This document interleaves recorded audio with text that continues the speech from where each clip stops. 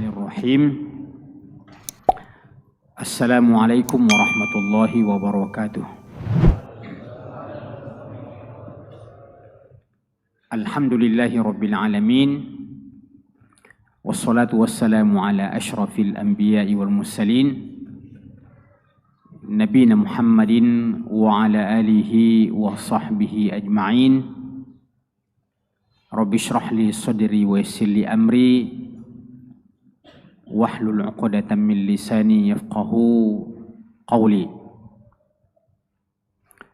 Sidang jamaah salat maghrib yang dirangkaikan dengan ta'lim rutin yang sama-sama dirahmati dan dimuliakan oleh Allah Subhanahu wa taala.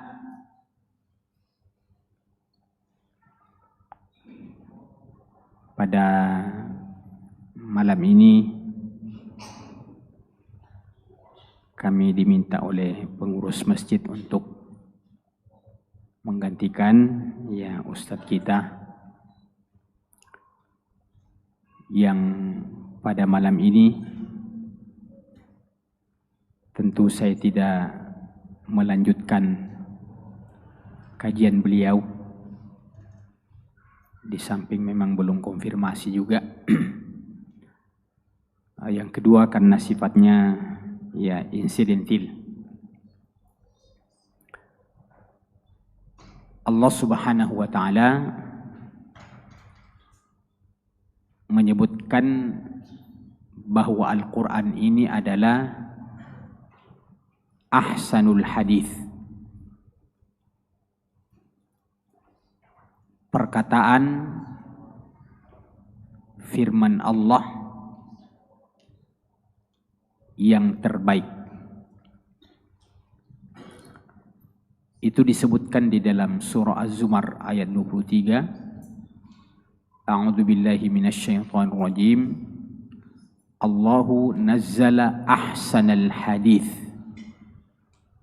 kitaban mutasyabihan mathani taqsha'iru minhu qulubul ladzina yakhshawna rabbahum ila akhiril ayah. Ahsanul hadits Al-Quran ini jamaah sekalian dalam seluruh sisinya.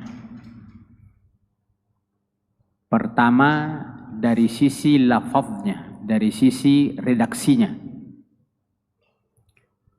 Dia merupakan afsahul kalam, perkataan yang paling fasih. Kalau seandainya kita ngerti semua tata bahasanya itu bahasa Arab, maka di situ kita akan betul-betul dapat menikmati keindahan Al-Quran dari sisi redaksinya saja. Dan itu diakui oleh orang-orang Arab dahulu kala yang memang pakar bahasa-bahasa Arab. Karena Al-Quran ini turun dengan bahasa Arab.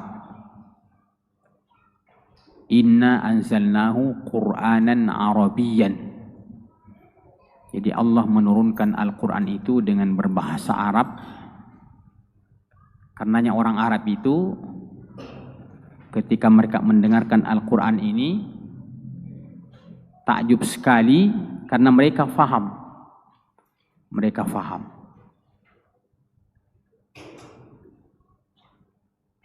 Kita lihat di dalam Al-Quran, semua redaksi Al-Quran itu indah. Baik yang pendek-pendek surahnya ataupun yang panjang. Dan ada memang yang perlu kita tadabburi walaupun mungkin berulang-ulang kita baca. Ada enggak yang bisa sebutkan di sini? Langsung, jangan dibaca. Itu huruf apa akhiran dari surah Al-Fatihah? huruf apa akhirannya surah Al-Fatihah?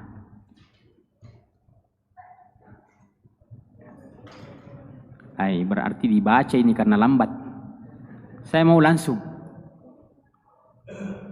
Jadi Al-Fatihah itu berakhir dengan 2 huruf saja, nun dan mim. Iya.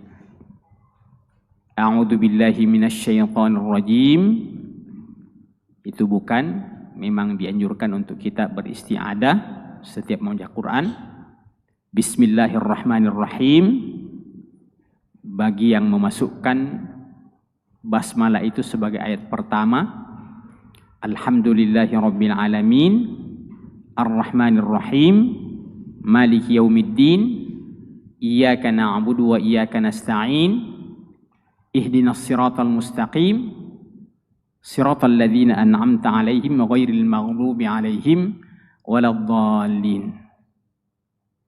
Mungkin ada yang baru sekarang tahu kalau ternyata Al-Fatihah itu berakhiran 2 huruf saja, nun dan mim. Ada yang berakhiran dengan 1 huruf, seperti surah Al-Ikhlas. Ya.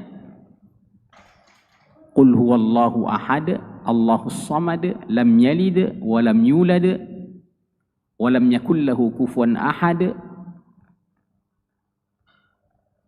Surah Al-Falaq tidak 1 huruf tapi mirip-mirip secara sepintas. Qul a'udzu birabbil falaq min syarri ma khalaq wa min syarri ghasiqin idza waqab wa min syarri naffatsati fil 'uqad wa min syarri hasidin idza hasad. Jadi ada de, ada qa, be, de. Qul a'udzu birabbin nas, berakhiran s semua. Iya, idza syamsu kuwirat berakhiran dengan tak sukun. Idza syamsu kuwirat wa idzan nujumu kadarat wa idzal jibalu suyirat wa idzal 'isharu 'uttilat wa idzal luhusu husyirat wa idzal biharu sujirat. Tidak mau habis. Wa idzan nufusu zuwijat wa idzal mau'udatu su'ilat bi ayyi dhanbin qutilat wa idzas suhufu nusyirat wa idzas samaa'u kushitat wa idzal jahimu su'irat wa idzal jannatu uzlifat alimat nafsum ma ahdarat. Baru pindah pada pola berikutnya lagi. Fala uqsimu bil khunnas al jawaril kunnas wal laili idza as'as was subh idza tanaffas. Tapi syaratnya itu harus ditadabburi. Ya, harus ditadabburi.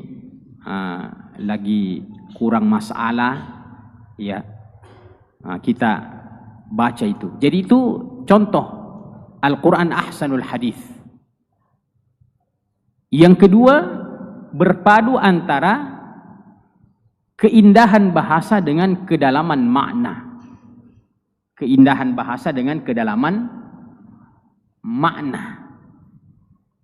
Jadi indahnya bahasa Al-Quran ini, ngerti atau tidak ngerti, itu sudah bisa menghilangkan noda-noda yang ada pada diri kita. Layaknya kita ini adalah pakaian kotor, maka Quran ini adalah deterjennya. Iya. Maka sekedar kita membaca Al-Quran, itu sedikit demi sedikit noda itu akan hilang.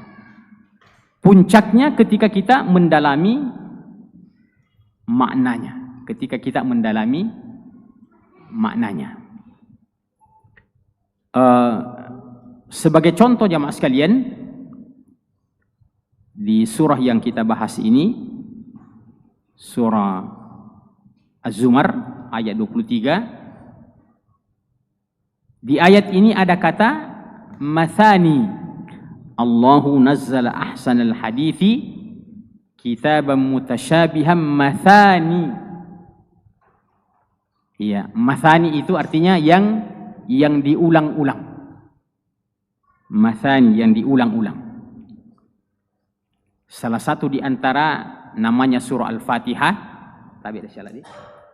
Aku tahu ini Quran apa? Keras. Yaitu kekurangannya kalau wahda water keras. Alhamdulillah. Iya.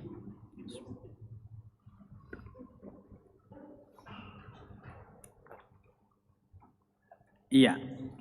Mathani. Makanya Al-Fatihah itu namanya As-Sab'ul Mathani. Di antara penamaan Al-Quran adalah As-Sab'ul Al-Fatihah itu As-Sab'ul Mathani. 7 ayat yang selalu diulang-ulang dalam setiap rakaat. Jadi Quran ini mathani yang penuh dengan pengulangan. Apa saja yang diulang dalam Al-Quran serba pengulangan. Diulang-ulang hukum-hukumnya. Ya, apa yang boleh, ada yang tidak boleh, apa yang diperintahkan, apa yang dilarang, itu berulang-ulang. Terutama ketika kita membaca ayat yang diawali dengan ya ayyuhalladzina amanu. Kata Ibnu Mas'ud, "Idza sami'ta Allah yaqulu bi ya ayyuhalladzina amanu fa'ari biha sam'aka fa innahu imma amrun yu'maru bihi aw nahyun yunha anhu." Kalau kau dengar ayat dibaca diawali dengan ya ayyuhalladzina amanu, perbaiki pendengaranmu baik-baik, kata beliau. Salah satu di antara dua kemungkinannya, imma amrun yu'maru bihi aw nahyun yunha anhu. Akan datang perintah sehingga wajib diikuti, aw nahyun yunha anhu, atau datang larangan sehingga harus kita jauhi. Nah, itu berkaitan dengan hukum-hukum. Diulang kisah-kisah. Wah, ini yang paling banyak ini. Quran itu penuh dengan kisah. Bahkan kata ulama, Quran ini kalau kita bagi 3, ya, itu sepertiga Quran itu, sepertiganya itu adalah mengandung kisah. Iya. Jadi yang berkaitan dengan tauhid itu sepertiga, yang berkaitan dengan hukum itu sepertiga, yang berkaitan dengan kisah itu sepertiga. Diulang-ulang kisah-kisah di dalam Al-Quran. Mulai dari surah Al-Fatihah sudah ada kisah di situ. Di surah Al-Fatihah sudah ada kisah. Ketika Allah mengatakan siratal ladzina an'amta 'alaihim, itu sudah mengisyaratkan kisah, yaitu jalannya orang-orang yang telah engkau karunikan nikmat. Iya, jadi ada orang yang diberikan nikmat. Ada kebalikannya, ghairil maghdubi 'alaihim waladdallin. Itu juga kisah. Bukan jalannya orang-orang yang dimurkai, al-maghdub, waladdallin, bukan pula jalannya orang-orang yang sesat. Siapa yang mendapatkan nikmat itu? Karena dalam surah ini masih tersirat, itu dijawab di ayat yang lain, kalau tidak salah di surah Nisa. Ya, lupa ayat berapa, tapi kayaknya di surah Nisa. Allah bilang, "Wa may yuti'illaha war rasula fa ulaika ma'al ladzina an'ama Allahu 'alaihim." Barang siapa yang taat kepada Allah dan Rasulnya, maka mereka inilah orang-orang yang bersama dengan orang-orang yang mendapatkan nikmat dari Allah. Faulaika ma'al ladzina an'ama Allahu 'alaihim. Nah, sudah mulai kita diantar siratal ladzina an'amta 'alaihim. Siapakah orang-orang yang berada di jalan yang mendapatkan nikmat dari Allah? Jawabannya, siapa saja yang taat kepada Allah dan Rasulnya, maka mereka itulah orang-orang yang bersama dengan orang-orang yang mendapatkan nikmat. Iya. Jadi merupakan sifat manusia itu selalu ingin dekat dengan orang-orang yang dianggap baik. Iya. Walaupun dia orang kurang baik, tapi suka meminjam kedudukan orang. Iya. Pamannya ada orang kurang-kurang soleh, Iya. Tapi ada keluarganya orang soleh. Dia akui bilang, itu Ustadz An itu saya punya sepupu itu. Iya. Padahal dia tidak sholat. Iya. Nah, yang korban itu kalau Ustadz itu orang tahu bilang sepupunya itu yang tidak sholat. Nah, itu yang jadi masalah. Iya. Kita yang napan raki. Iya. Jadi Allah bilang faulaika ma'al ladzina an'ama Allahu 'alaihim. Siapa itu? Minan nabiyyina was-siddiqina wasyuhada'i was-salihin. Masya Allah. Ini bukan gampang ini. Minan nabiyyin. Ternyata orang-orang mendapatkan nikmat itu semua para nabi dan para rasul. Itu adalah orang-orang yang dipastikan mendapatkan nikmat dan karunia dari Allah. Asal nabi, iya. Walaupun pernah kita tahu dia bersalah, umpamanya Nabi Adam pernah makan buah khuldi, dia orang yang mendapatkan nikmat dari Allah Subhanahu wa taala. Nabi Yunus yang pernah lari dari kaumnya, dan Allah bilang wala takun ka sahibil huti idz nada wa huwa makdzum. Wahai Muhammad, jangan kau seperti dengan orang yang pernah ditelan oleh ikan besar, ikan hiu, ikan paus. Wala takun ka sahibil huti idz nada wa huwa makdzum. Ketika dia berdoa marah-marah. Ya. Walaupun Allah bilang begitu, Nabi Yunus adalah orang yang diberikan nikmat dan karunia oleh Allah Subhanahu wa taala. Nabi Muhammad walaupun Allah menurunkan ayat surah mengatakan abasa wa tawalla an ja'ahul a'ma. Ya. Abasa wa tawalla. Dia mengerutkan wajahnya, dia memasamkan wajahnya. Dan dia berpaling. Iya. Itu kalau ke kita itu cemberut mukanya. Tidak bagusnya. Ya. Ini Nabi, Allah bilang abasa wa tawalla an ja'ahul a'ma. Iya. Beliau mendapatkan nikmat dan karunia dari Allah Subhanahu wa taala. Diulang-ulangnya kisah-kisah para nabi dalam Al-Qur'an. Iya. Saya copy paste saja. Menurut ceramah yang saya pernah dengar, itu namanya Nabi Muhammad di dalam Al-Quran itu 5 kali disebutkan. 5 kali. 4 kali Muhammad, 1 kali Ahmad.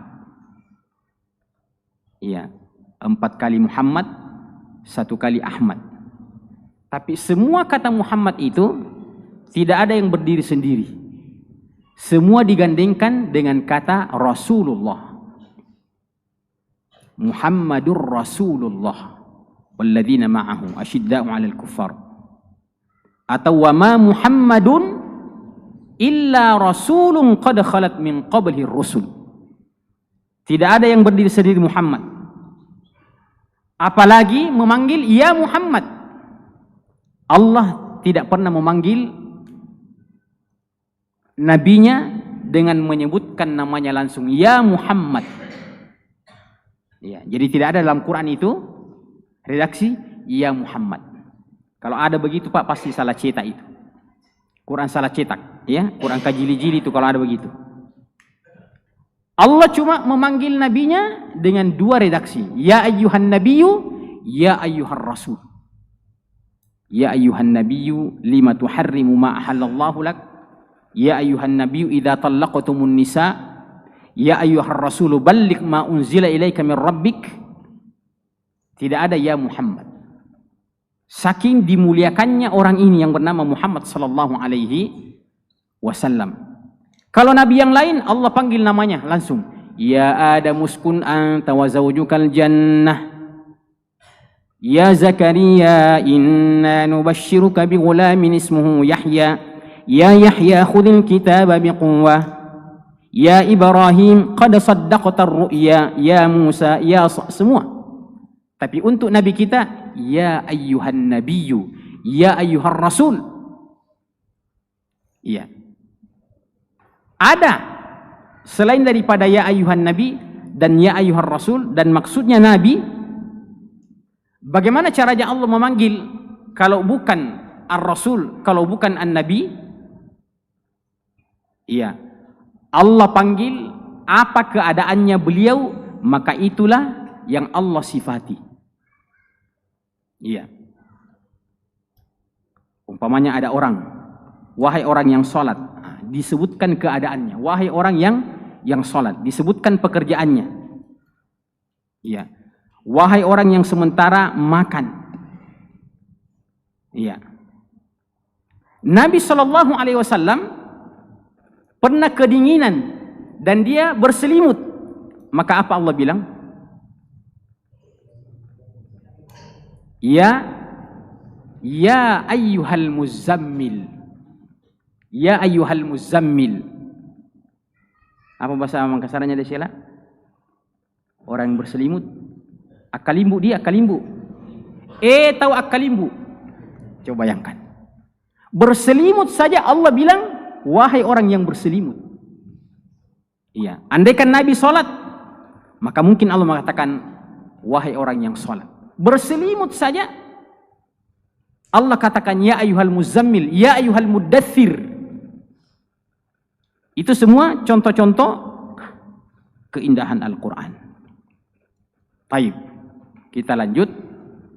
Jadi Nabi Muhammad itu 5 kali disebutkan namanya dalam Al-Quran.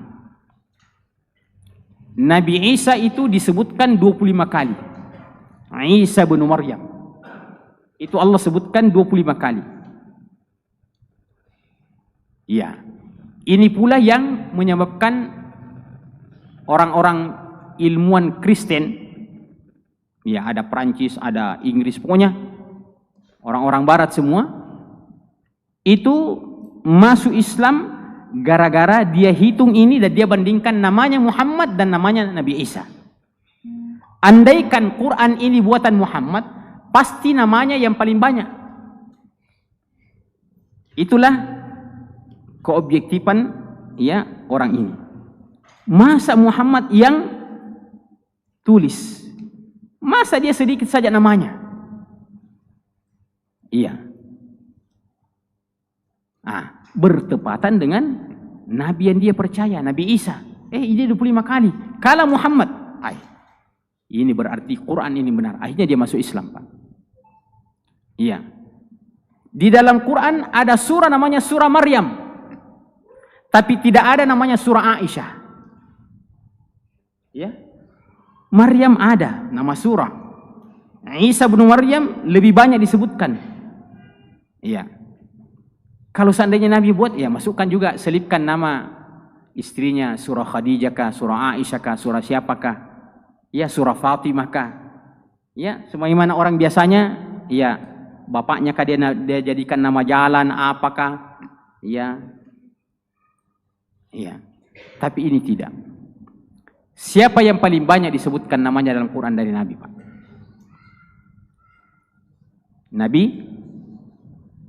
Nabi Musa, betul. Nabi Musa.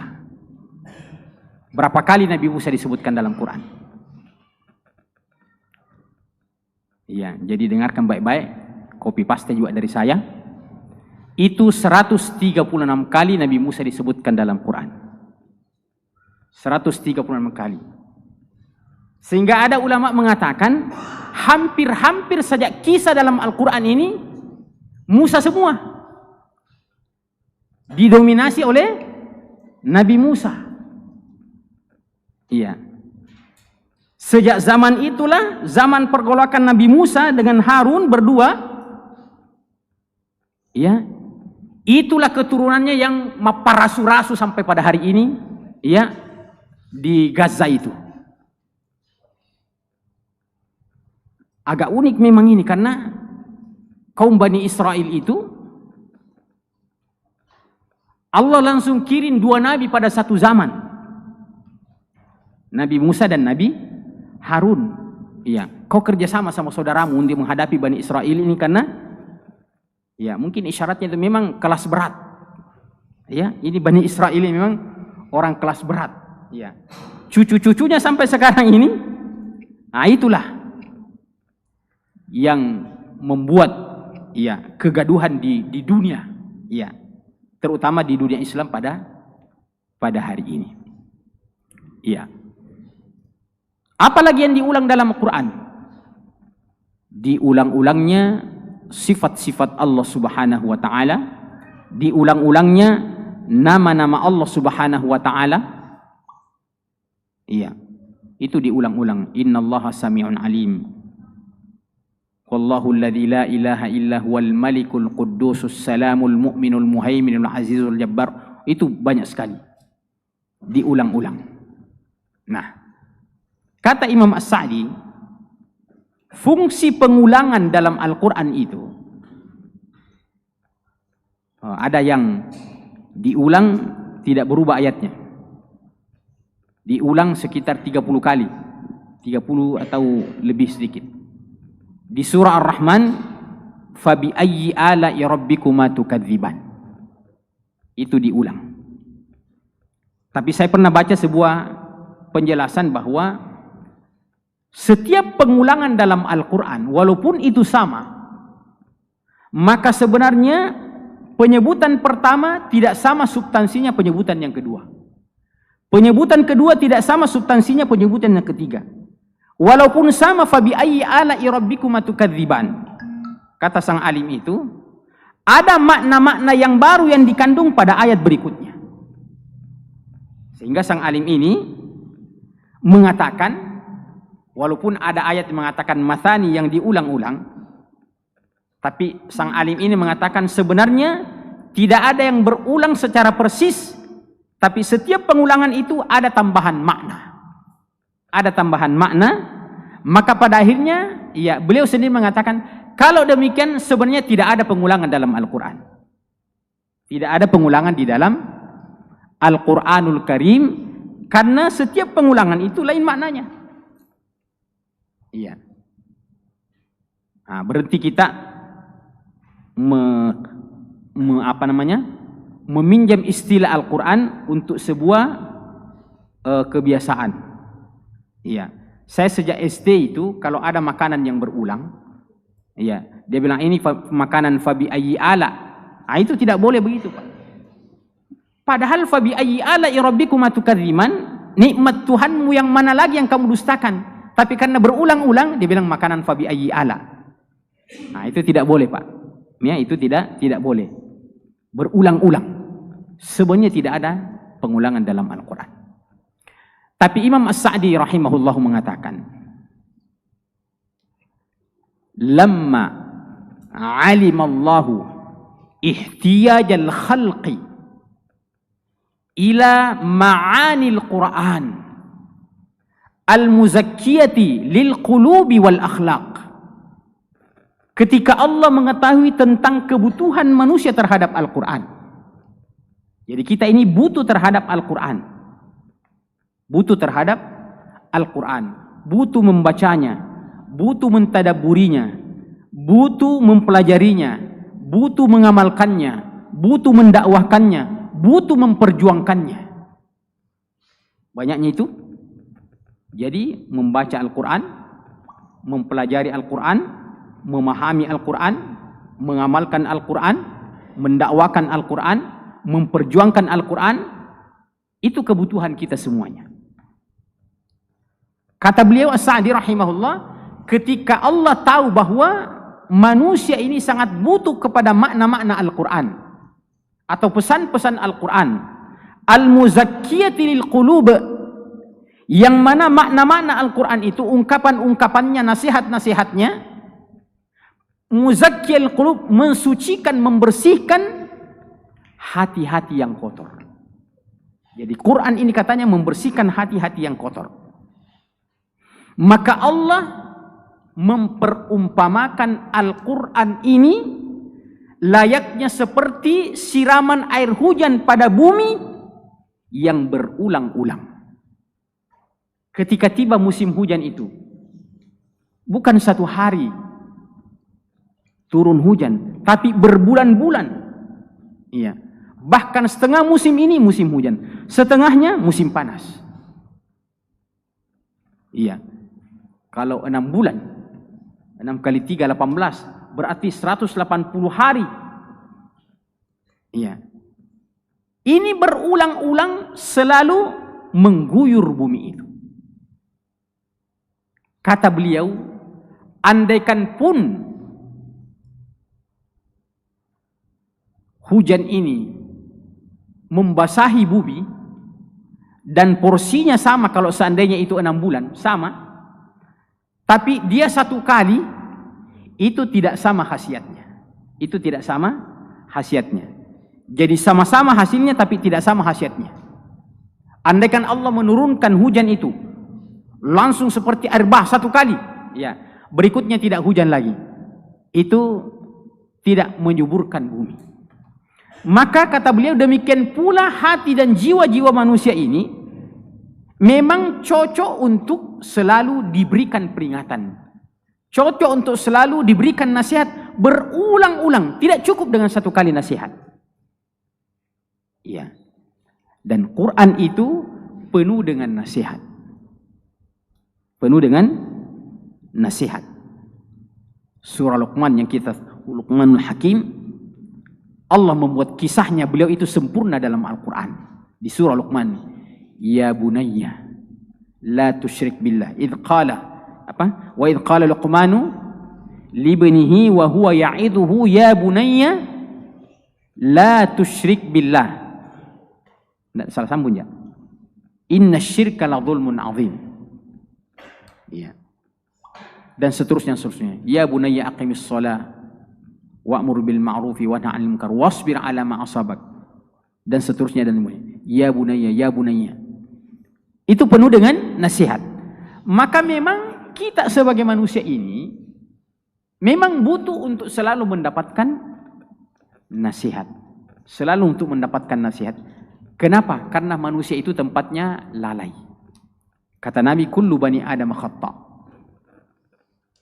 Siapa yang menyaksikan kedekatan Umar dengan Al-Quranul Karim? Maksudnya Umar bin Khattab. Iya. Tapi ketika Rasulullah SAW diberitakan bahwa beliau wafat, beliau tidak mau menerima realita dan kenyataan itu. Tidak mau. Muncul lagi sifat rewanya di zaman jahiliyah itu, dia mau pakai lagi itu. Dia bilang, siapa yang mengatakan Nabi wafat, Nabi meninggal, awas. Ya, terkhusus pedang saya.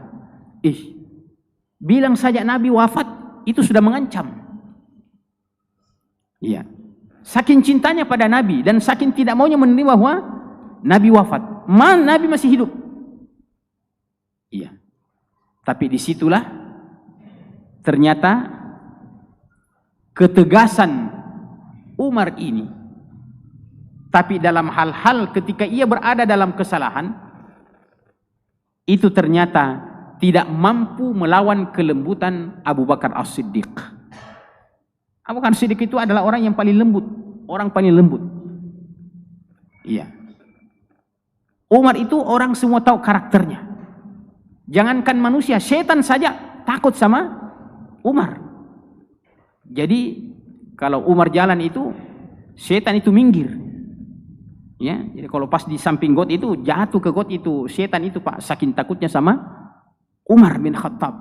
Tapi dalam momen ketika Nabi wafat, Umar keliru. Umar keliru. Maka karena tahu bahwa Umar keliru, maka kelembutan Abu Bakar As-Siddiq ini, iya, itu menyelesaikan sikapnya Abu Bakar. Dia langsung membuat statement yang mengatakan, siapa yang menyembah Allah, maka sesungguhnya Allah maha hidup dan tidak mati-mati. Tapi siapa yang menyembah Muhammad, maka sesungguhnya Muhammad sudah mati sekarang. Baru dia baca ayat di dalam Al-Quranul Karim. Apa itu ayatnya? Inqalabatum ala aqabikum wa may yanqalibu ala aqibaihi. Ya, itu ayatnya. Ya, saya cuma mau angkat itu bahwa ketika Abu Bakar membaca ayat itu, jamaah sekalian, Umar mengatakan seakan-akan ayat itu pertama kali saya dengar dalam hidup saya.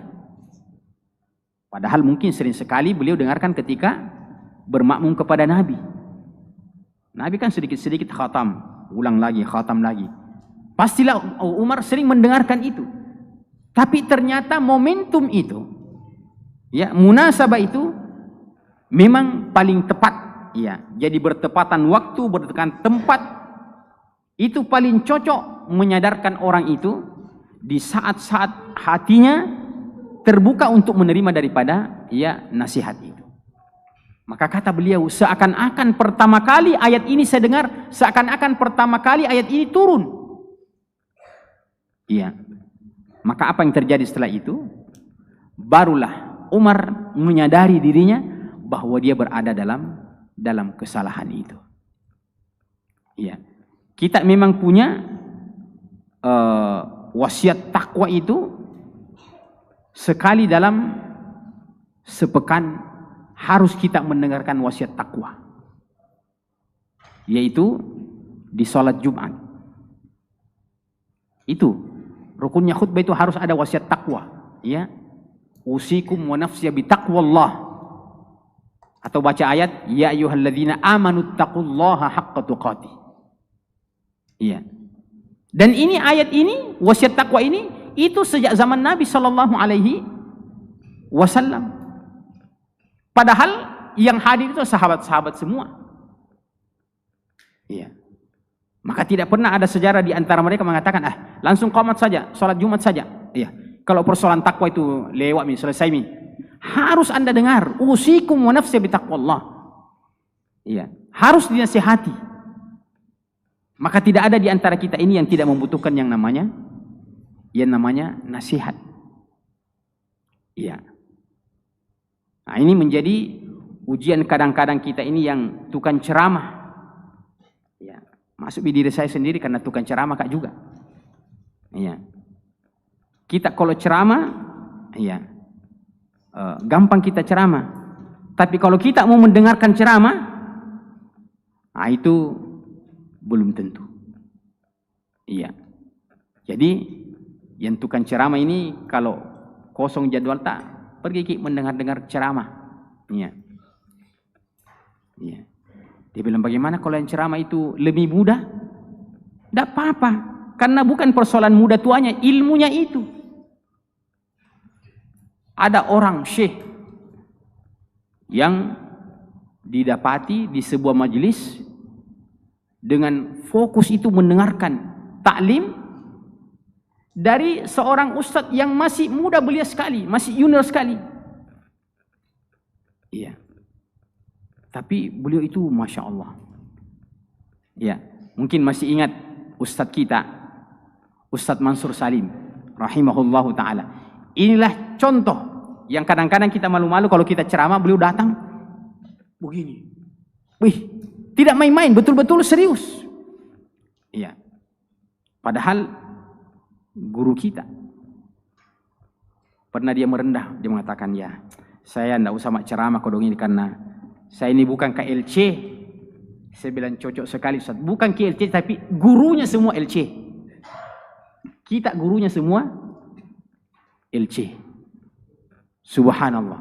Saya lanjut cerita tadi itu. Syekh itu ditanya, Masya Allah, Syekh ini dari pertama duduk mendengarkan. Ya, apakah Syekh belum tahu itu apa yang disampaikan? Dia bilang, demi Allah, apa yang disampaikan oleh penceramah tadi, sebelum dia lahir saya sudah tahu semuanya itu. Ya, sudah semua aku baca itu di jilid berapa. Iya, kayak tong kira-kira Ustadz Adi Hidayat. Iya. Ayat sekian, iya, bagian kanan. Iya, bagian kiri. Iya, baris sekian. Iya. Iya, kalau saya ya yang saya bisa tahu di rak bagian kanan. Iya, nah itu. Lumayan sudah ada sedikit toh, ya, di posisi kanan di rak itu tersimpan, ya. Kata beliau, demi Allah saya sudah tahu apa yang disampaikan itu. Sebelum lahir saya sudah tahu, saya sudah baca semuanya itu. Tapi karena saya tahu bagaimana keutamaan menghadiri namanya majelis ilmu, ya, yang dihadiri oleh malaikat-malaikat Allah Subhanahu wa taala dan mendoakan, ya, malaikat mendoakan kita, bahkan hattal hitanu fil ma, sampai ikan-ikan pun yang di dalam laut itu mendoakan kita. Kenapa? Karena sabbahalillahi ma fis samawati wa ma fil ard. Semua yang ada di langit dan ada di bumi, di dalam laut, semua bertasbih kepada Allah Subhanahu wa taala, walakin la tafqahuna tasbihahum. Akan tetapi hanya saja kalian tidak mengetahui cara bertasbih mereka. Bahkan Nabi sallallahu alaihi wasallam pernah mengatakan, demi Allah, di Mekah itu ada sebuah batu, setiap saya lewat dia memberi salam kepada saya. Jadi ada batu di Mekah, setiap Nabi lewat, batu itu memberi salam pada Nabi sallallahu alaihi wasallam. Assalamualaikum ya Rasulullah. Ya, atau paling tidak, ya, sama dalam salam tradisional. Waalaikum. Ya, Masya Allah, batu itu bertasbih. Apa?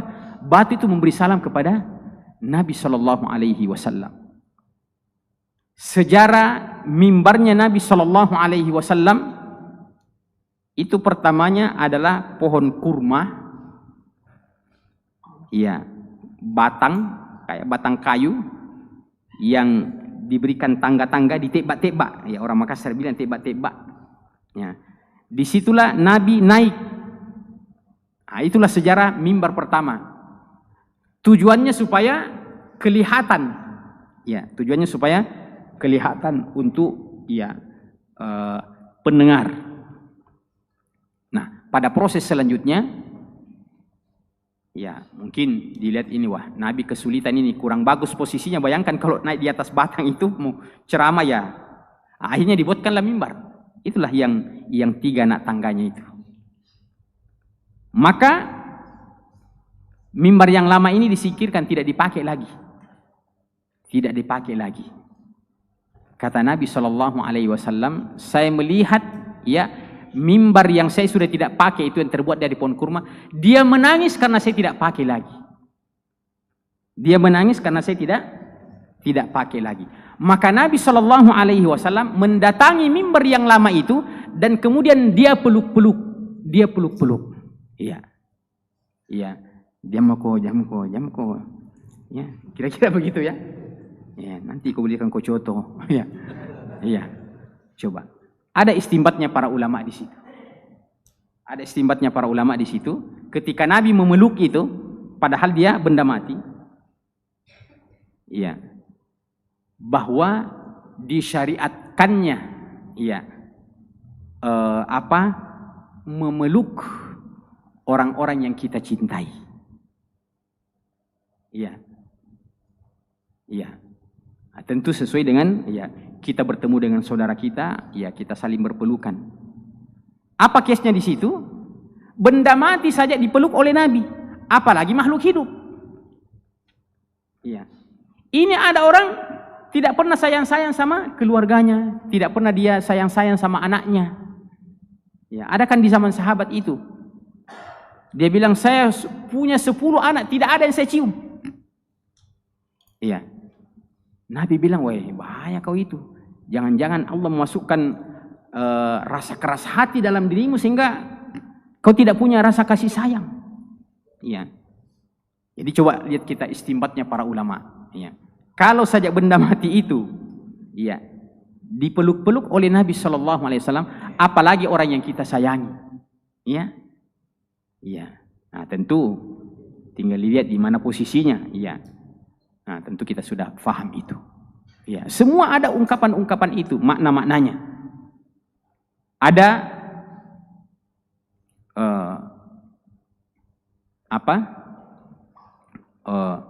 seorang anak kecil yang kalau tidak salah namanya Abu Umair. Ada burung-burung peliharaannya. Ya, dia kasih nama itu Nughair, mirip-mirip namanya Umair, Nughair. Maka Nabi pernah bertanya ketika ketemu itu anak kecil, "Ya Aba Umair, ma fa'alan Nughair?" Ya, mudah saya tidak salah. Ya Aba Umair, ma fa'ala Nughair? Wahai Abu Umair, ya, apa kegiatannya Nughair di rumah kau tinggalkan? Ma fa'ala Nughair, maksudnya itu burung peliharaan. Ya. Ini sekedar contoh ungkapan seperti ini. Ulama mengambil lagi istinbat hukum di situ. Apa istinbat hukum di situ yang diambil? Bahwa boleh hukumnya orang memelihara burung-burung selama dia perhatikan makanannya dan minumannya. Nah, itu kan sudah berkaitan dengan hobi, bukan kebutuhan itu. Ya, tapi ada orang yang memang ya karena banyak uangnya, ya tidak boleh kita kiaskan sama diri kita. Ya, ada orang Pak yang burung-burung saja dia beli 1 miliar. Ya, kalau Prabowo beli kuda 3 miliar, tidak apa-apa, memang dia presiden. Orang banyak uangnya.